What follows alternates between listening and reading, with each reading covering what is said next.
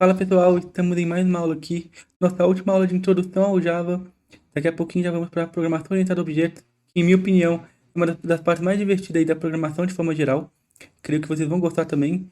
Mas antes, vou explicar um pouco para vocês sobre métodos. Não vou aperfeiçoar muito, porque isso é uma parte da programação orientada a objetos quando a gente estiver vendo sobre classes.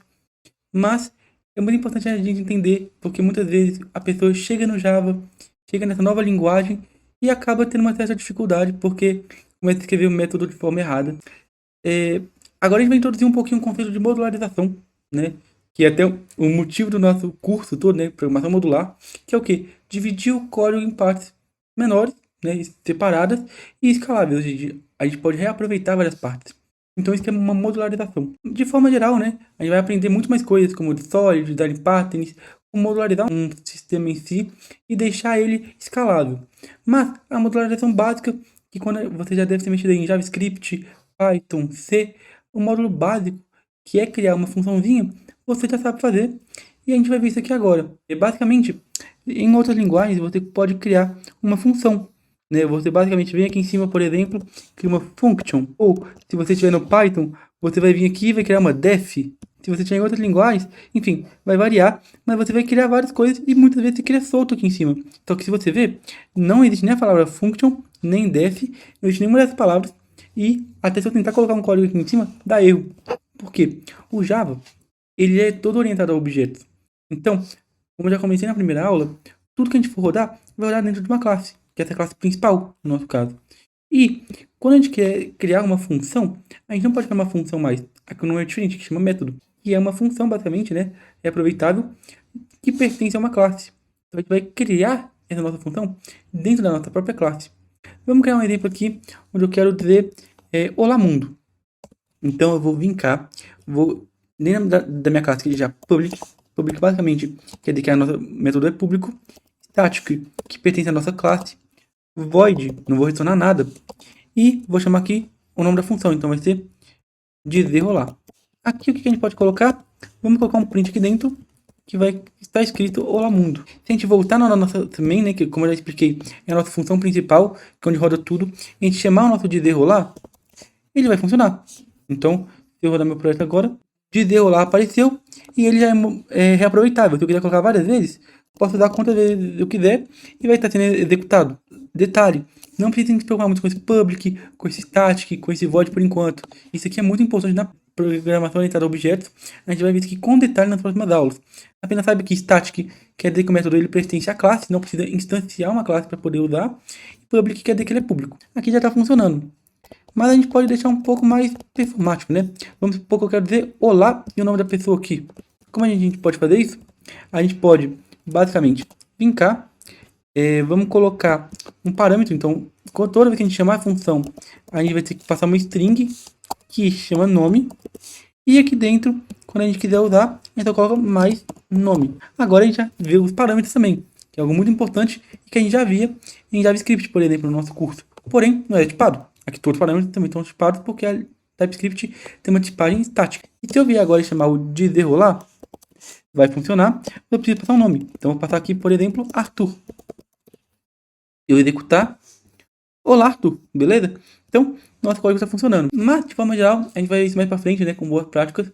Não é muito bom colocar um print dentro de uma função. Isso é uma regra de negócio. A sua função não deve executar isso, no seu método.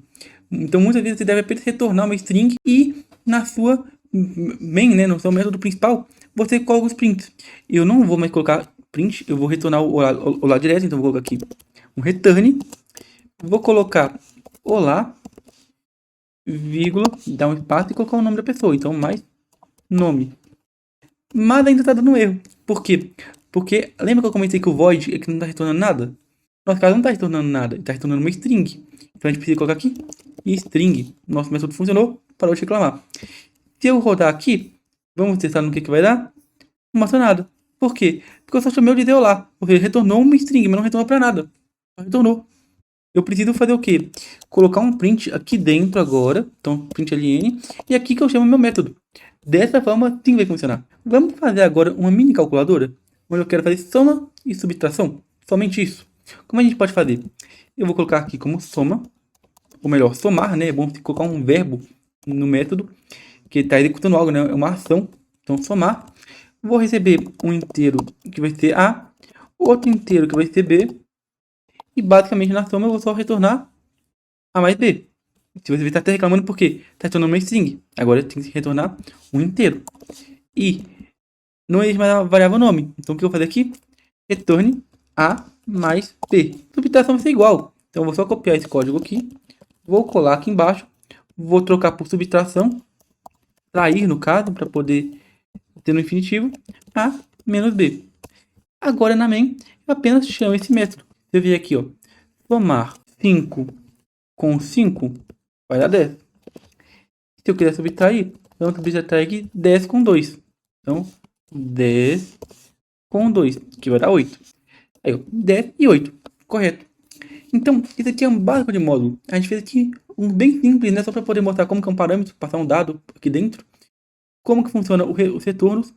E a gente também pode ver uma coisa muito interessante. Mais para frente a gente vai aperfeiçoar mais, né? Não precisa fixar nisso. Mas saiba, você pode colocar esse método aqui numa classe padrão. Você vai ter uma classe chamada calculadora. E essa classe vai ter esse método. Porque vai ser uma classe bem específica para isso. Então como que a gente poderia fazer? A gente apaga aqui. A gente pode vir aqui, ó, no nosso pacote. Eu vou só apagar aqui também para não dar erro. A gente pode vir aqui no nosso pacote e vamos criar uma classe chamada calculadora. Se a gente der um enter, já criou nossa classe base, porque a gente já está usando aquela extensão do Java, então já consegue criar a classe direto pra gente. Pode só colar o método aqui. Beleza, funciona normal. Porém, agora é uma classe específica. A classe calculadora vai somar e subtrair. Não vai ser mais a classe principal que vai fazer tudo. Consegue deixar um pouco mais modular. Agora já está funcionando. Detalhe, a gente vai chamar a nossa calculadora agora na main. E só vai funcionar de forma direta, sem nenhuma importação nem nada, porque estão dentro do mesmo pacote. Depois a gente vai ver melhor, mas a classe ela pode ser acessível porque está dentro do mesmo pacote e porque aqui é public. Se a gente tirar do public, iria funcionar normalmente, por estar no mesmo pacote, senão daria problema. Como a gente pode testar agora o nosso método? Eu quero somar 5 mais 5. Eu posso colocar um print aqui dentro e eu posso chamar calculadora, ou seja, nossa classe que já foi criada, ponto somar. Então agora, pegando na nossa classe calculadora, a gente vai somar 5 com 5, que vai dar 10. Então, funciona normalmente, só que a gente precisa agora chamar a nossa calculadora.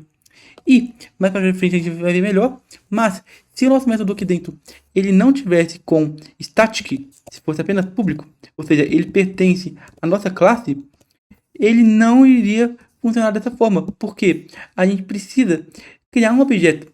Quando é estático, pertence à classe, a gente não precisa criar objetos para isso. Mas que no nosso caso não funciona assim, o que a gente tem que fazer? Vamos criar um objeto da calculadora. Então, calculadora, chamada calc, recebe new calculadora. Beleza, criamos. Agora, a gente chama o nosso objeto aqui. Então, calc.somar. Dessa forma, o nosso código funciona normalmente, está mais modular, porque a gente separou uma classe responsável só para fazer os cálculos, e a gente consegue entender um pouquinho sobre static e objeto de forma geral. Como eu falei, não se preocupe muito com isso, a gente vai ver melhor daqui a pouco, mas apenas frise na utilidade e o intuito de um método, que é separar o código em responsabilidades e deixar ele mais reutilizável.